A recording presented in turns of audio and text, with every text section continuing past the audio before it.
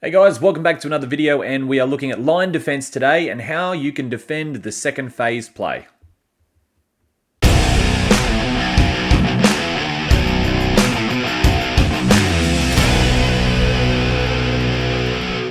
Okay, so you might have been watching this and just thought to yourself, well, there was no second phase play. And that's exactly right. There wasn't any second phase play in this. If you're not sure what second phase play is, I do have a great video on second phase that you can watch. But basically it is, you can see well, let me just go back a little bit and we'll discuss this move. It's a short side quickie, just to spoiler alert. So we've got middle, dumping the ball on, excuse me, I've just had gummy bears. Middle dumping the ball on his opposing middle here and splitting to the short side. He splits to the short side here and he will receive the ball back quickly, hence quickie. So if we go through that now, and while he gets the ball back, he can attack this offside player. So while he's getting onside, he's basically just non-existent. So this guy here on the open side has to come in protect because these guys here there's less on this side. So they're just going to man on. So as we continue the play, now the second phase normally comes now that this guy's had to react and shut down the play.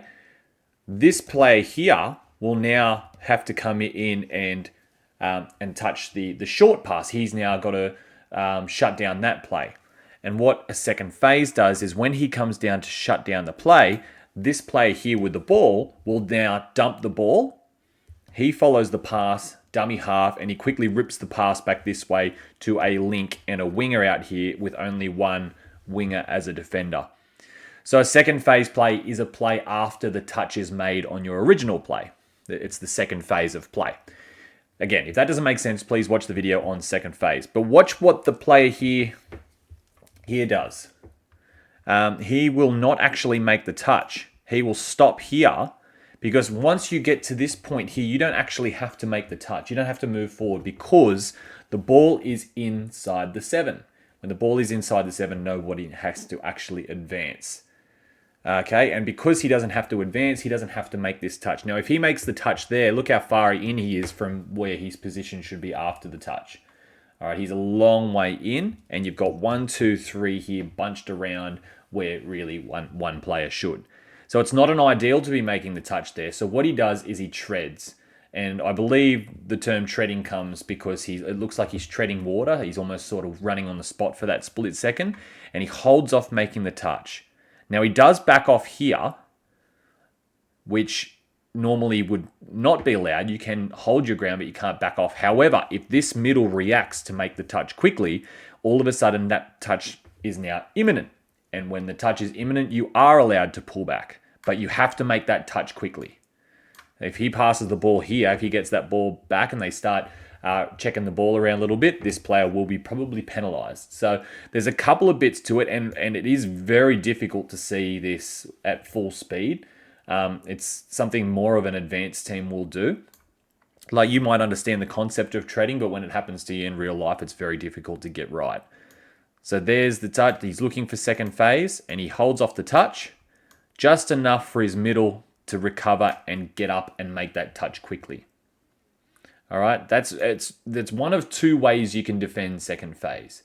That is probably the most legal one. The other way is once you realize that there's second phase coming and your team is literally strapped for numbers. This is probably more against the rules, and you might, with an experienced referee, find yourself force subbed for this, is go in and push the player over.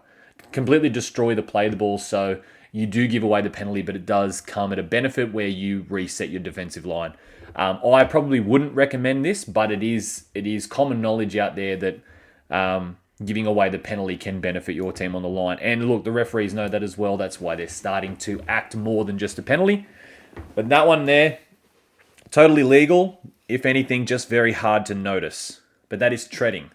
You can definitely practice this at training and at social or wherever, just to get the hang of it, because it's one of those things where it's just going to take seeing second phase come in front of you, because it's a very reactive thing. You could know all about treading, but you're just too late to understand that the second phase is hitting you, and you just don't react in time. So if you have any other sort of clips or games where this was very evident, let me know. This player that we were referring to today, I did notice him at the World Cup do it very well.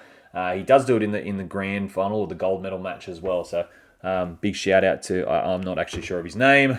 I didn't actually research it. I wasn't actually going to give him the rap that I just did, but you know what?